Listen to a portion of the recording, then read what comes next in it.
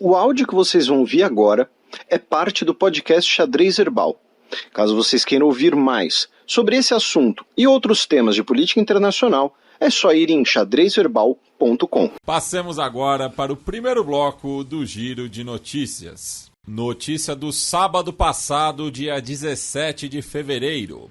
República Democrática do Congo acusa Ruanda de ataque com drones a aeroporto no leste do país. A crise no leste do Congo continua. São milhões, né, de pessoas afetadas, desde pessoas mortas, pessoas que perderam familiares e pessoas deslocadas. E nessa semana o governo da República Democrática do Congo acusou, né, Ruanda de ter realizado um ataque com drones no aeroporto da cidade de Goma, né, que é a capital da província do Kivu do Norte, fica bem no leste do país e é a principal cidade, né, perto da fronteira com Ruanda, né? Inclusive, nós temos combates a cerca de 20 quilômetros de Goma, na cidade de Sake, tá? Entre as forças do governo do Congo e as forças do grupo M23, que é financiado, armado, mantido por Ruanda. Também em relação ao Congo, nessa semana, meu caro Matias, o Conselho de Segurança da ONU decidiu impor sanções contra os líderes de 6 grupos armados que operam no leste do país. Tá? 2 deles líderes das Forças Democráticas Aliadas, tá? Um líder da Coalizão Nacional Popular pela Soberania do Congo, e outros 3 integrantes de outros grupos. Tá? Um desses é um dos porta-vozes do M23, né? Lembrando que o M23 é formado especialmente por integrantes da etnia Tutsi no leste do Congo, e os Tutsi que hoje, né, governam Ruanda, depois do genocídio, né, da década de 1990. O Paul Kagame é Tutsi. Exatamente. E essa semana também, na última segunda-feira, o Ministério de Relações Exteriores de Ruanda, ou seja, explicitando que existe uma ligação entre esses grupos, né, afirmou que não aceitaria, não responderia ao pedido dos Estados Unidos pela retirada de tropas ruandesas e de mísseis antiaéreos de Ruanda do leste do Congo, afirmando que eles são necessários para a defesa da segurança nacional de Ruanda, já que o Congo estaria fazendo uma concentração militar dramática, tá? Esse foi o termo utilizado pelo governo ruandês, para uma eventual ofensiva contra Ruanda. E a gente vai atender o pedido do nosso querido Luiz Fernando Filho, né, que nesse último dia 21 de fevereiro ele postou lá no Twitter, né, falando assim: eu quase nunca peço ajuda na divulgação dos podcasts. Eu faço parte do África em Pauta, um podcast sobre geopolítica na África que já tem 3 anos. É um xadrez verbal da África e isso acaba sendo um elogio. Peço ajuda de vocês, no fim de semana soltaremos um episódio sobre Lula na União Africana.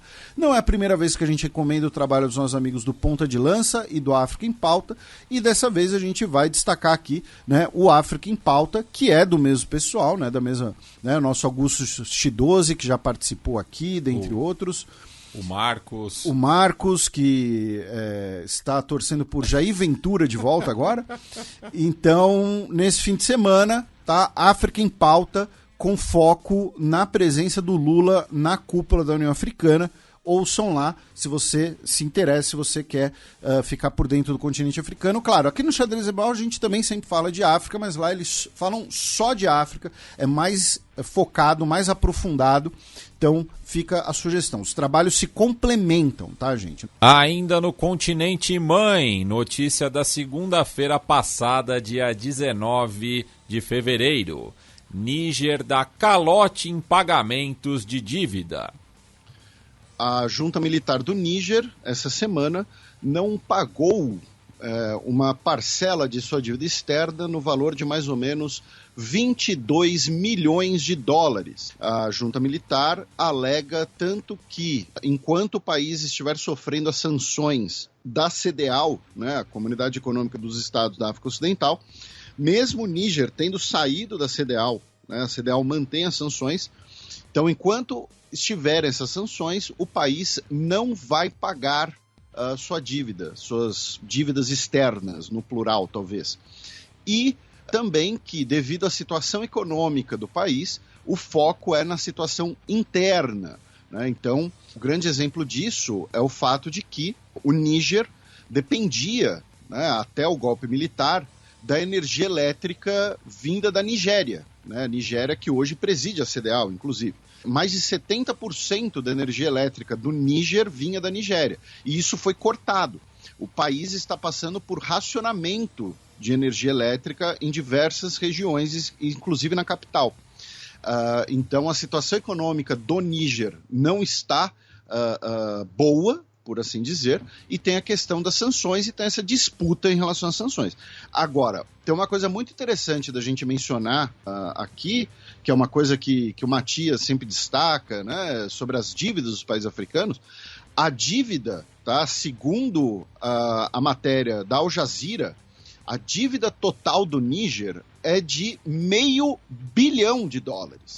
Ou seja, é uma dívida que você tem aí bilionários no mundo, né? O Elon Musk, para dar um exemplo talvez mais conhecido hoje de bilionário, né? Mas, enfim, Bill Gates, o senhor Claro, né, no México e tal, poderiam pagar com um troco de pinga deles, né? A dívida externa do Níger. Mas tá aí esse calote essa semana. Também no começo da semana, a Abadia de Westminster aceita negociar a devolução de artefato histórico à Etiópia. Já era sem tempo.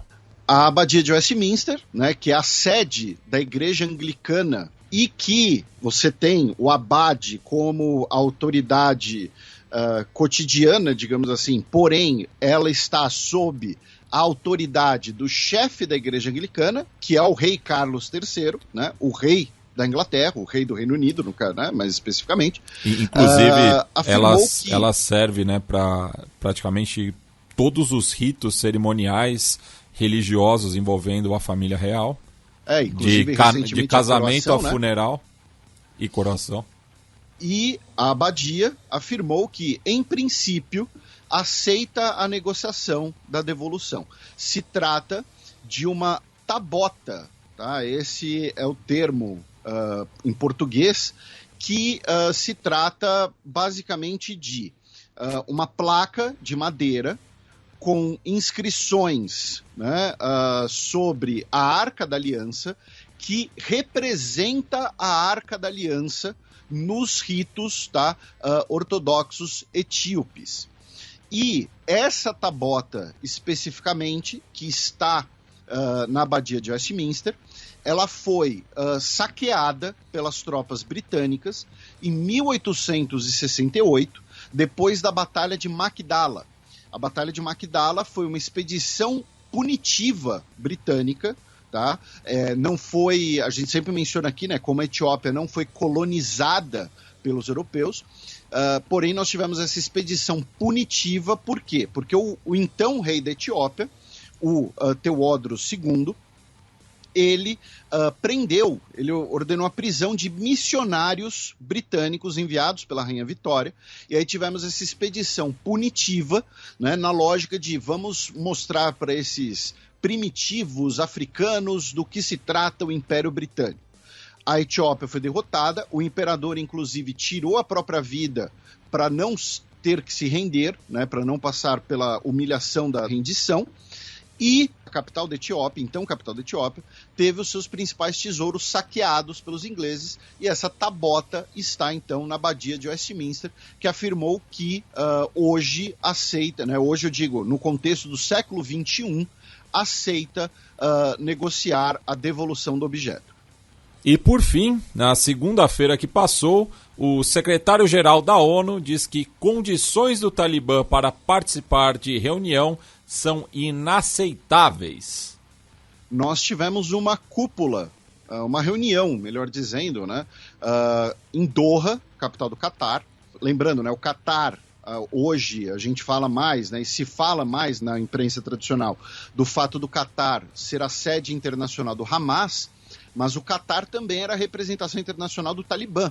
né, aquela famosa reunião com o Sesc Pompeia, né, o Mike Pompeo, então secretário de Estado dos Estados Unidos, do governo Donald Trump, que termina na libertação de milhares de prisioneiros talibãs, foi em Doha, no Catar. E nós tivemos essa cúpula sobre o Afeganistão, inclusive para discutir a ajuda humanitária ao país devido aos terremotos e enchentes recentes que nós chegamos aqui a repercutir no programa. Porém, a delegação do Talibã, que é de fato o governo afegão, né, fez 2 exigências para participar da reunião. Uma delas é que as agências da ONU ligadas à educação e à representatividade feminina, tá, e aos direitos das meninas e mulheres não estivessem presentes. Lembrando, o Talibã, né, já proibiu o ensino superior para as mulheres, depois proibiu o ensino escolar depois do que a gente chama de 5ª série, determinou o ensino segregado. Então, fez essa exigência. A ONU, né, o secretário-geral Antônio Guterres, não aceitou essa exigência, também não aceitou, né, que o Talibã tivesse o direito a vetar o eventual nomeado da ONU para o Afeganistão, ou seja, a ONU nomearia alguém para ser o enviado especial da ONU, uma espécie de embaixador, digamos assim, da ONU no Afeganistão, e o Talibã gostaria de ter o poder de vetar esse nome. O Antônio Guterres também não aceitou essas exigências, então no final das contas nós tivemos uma reunião sobre Afeganistão em Doha, sem o Talibã. Claro, muito mais improdutivo, porém a delegação, os representantes diplomatas catares acabam servindo de intermediários, digamos assim. Passemos para o segundo bloco do Giro de Notícias. Notícia da segunda-feira passada, dia 19 de fevereiro. Violência étnica em Papua Nova Guiné deixa dezenas de mortos. Tivemos uma série de conflitos na região montanhosa de Papua Nova Guiné, um conflito entre grupos, né, normalmente usa-se na imprensa anglófona o termo tribos, entre as tribos Siquim, Ambulim e Caiqui. Deixaram pelo menos 55 mortos, tá? Segundo a RNZ, muito provavelmente um grupo Siquim foi emboscado pelos seus rivais e depois realizaram uma emboscada retaliatória. E aqui é importante deixar uma coisa clara, tá? Quando se fala de um conflito étnico, tribal na região, estamos falando do uso de fuzis modernos, tá? Fuzil M16, fuzil AK-47, e alguns desses grupos são ligados, né, integrantes desses grupos, melhor dizendo, são ligados aos grupos militantes pela unificação papuásia, tá? Também ali no Sudeste Asiático e Oceania, essa semana o primeiro-ministro da Tailândia acusou Singapura de tentar exclusividade sobre os shows da Taylor Swift no Sudeste da Ásia, tá? Dizendo que Singapura teria oferecido dinheiro para os produtores da Taylor Swift para ela não realizar shows em Bangkok, tá? Realizar shows apenas em Singapura, esperando então que Singapura atraísse, né, os turistas e fãs de países da região. O parlamentar neozelandês do Partido Verde, Efeso Collins, tá, ele faleceu essa semana depois de participar de uma corrida de caridade em Auckland. Ele tinha 49 anos de idade. Ele passou mal logo depois da corrida. O evento era Child Fund Water Run. Tá? Era uma corrida para levantar fundos destinados a água potável e saneamento básico para crianças de países insulares do Pacífico. Ele passou mal e faleceu. E eu perdi a conta de quantos ouvintes marcaram a gente na conta oficial de Kiribati. Inclusive, várias pessoas lembrando, né, que a pronúncia não é Kiribati, é Kiribati. né? Mas enfim, a gente, né, Kiribati, a maioria das pessoas fala Kiribati em português. Por quê? Uma usuária do Twitter, ela postou um print, né, de uma das ilhas de Kiribati, em que você tem as localidades, né, as vilas London, Paris, Poland e Banana. E aí ela escreveu assim: eu acho que Kiribati simplesmente desistiu na hora de nomear cidades. E aí a conta oficial compartilhou dizendo: fine, you're not invited. Tipo, tá bom, você não está convidada. O tweet brincalhão teve 590 mil curtidas, 45 mil RTs e mais de 27 milhões de visualizações. A moça respondeu de forma bem-humorada, dizendo que I'm totally down to visit Banana. Tá? Eu topo totalmente visitar Banana. Né? Banana, que eu fui pesquisar, claro, é uma cidade de 950 habitantes, que recebeu esse nome devido à presença de militares dos Estados Unidos na década de 50 durante testes nucleares, e não se sabe o motivo que eles levaram a nomear o local de Banana. E Poland se chama assim em homenagem a um agrônomo polonês que foi lá ajudar com as plantações de coco. Notícia da última terça-feira, dia 20 de fevereiro. Líderes militares dissolvem a administração civil na Guiné. Lembrando que a Guiné, ela passou por um golpe militar, né, em 2021, quando depuseram o Alpha Condé, e o coronel Mamadi Doumbouya, que a gente já mencionou aqui várias vezes, ele foi da Legião Estrangeira Francesa, né, é o verdadeiro governante do país, né? Só que você tinha um gabinete civil que administrava ali questões cotidianas e que foi dissolvido essa semana pelas lideranças militares. Segundo os militares, teria sido por falta de desempenho no cargo. E ainda no continente africano, a África do Sul anunciou a data das suas eleições gerais, próximo dia 29 de maio. Tá? Eleições nacionais e provinciais na África do Sul. Notícia da quarta-feira, dia 21 de fevereiro. Partidos do Paquistão chegam a acordo para formar governo de coalizão.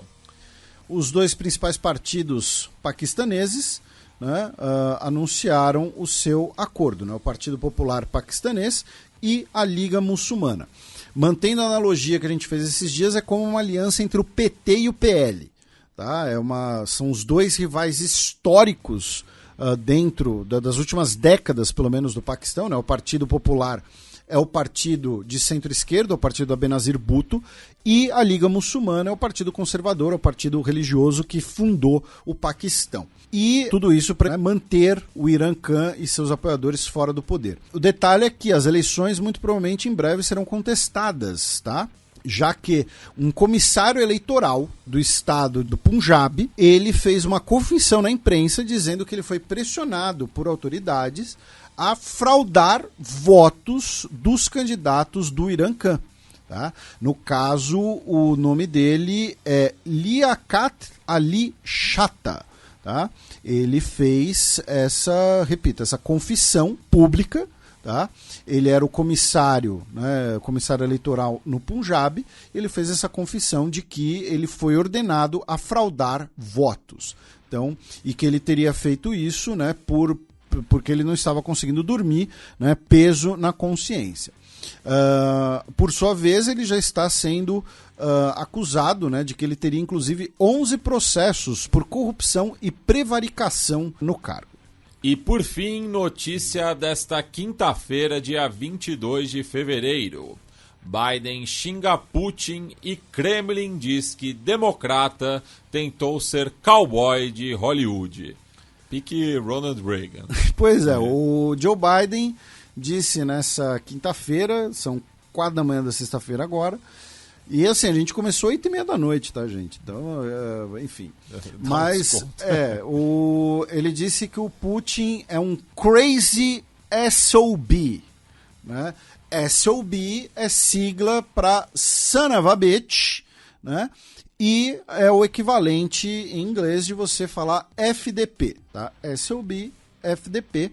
E o governo russo disse que era um ato fracassado de um cowboy de Hollywood e que apenas prejudica as relações entre os dois países. Também outras duas notícias dessa quinta-feira. Um supremacista branco canadense, Nathaniel Veltman, né, que matou 4 membros de uma família muçulmana, ele foi condenado à prisão perpétua sem possibilidade de condicional. Ele já havia sido condenado, agora recebeu a sentença. E a notícia mais triste dessa quinta-feira é o fato de que o Guinness retirou o recorde do Bobby, o cachorro português, de 31 anos de vida, retirou o título de cão mais velho do mundo, afirmando que não foram confirmadas as evidências necessárias para apoiar a reivindicação. Eu vou lembrar que comentei no podcast quando se especulou essa possibilidade e também vou repetir o que eu postei no Twitter. Isso é um absurdo com o nosso amado cãozinho. Quem enganou o Guinness foram seres humanos, logo eles que deverão ser punidos com agressões e um registro de humano mais picareta no Guinness, tá?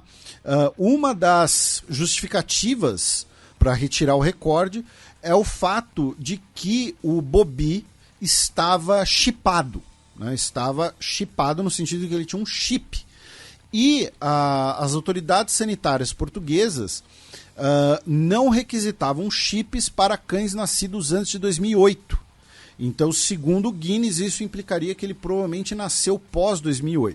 Segundo o dono dele, por outro lado, disse que ele foi chipado devido ao fato de que eles queriam monitorar o cão, e então eles solicitaram voluntariamente, ou seja, que 2008 seria um chip obrigatório, e que ele disse que o que está ocorrendo é uma reação negativa, porque ele atribuiu a longevidade de Bobby à ingestão de uma dieta semelhante à dos humanos, indo contra as recomendações veterinárias às empresas de ração.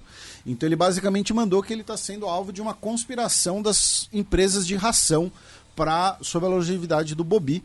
De qualquer maneira, o Bobby sempre viverá nos nossos corações.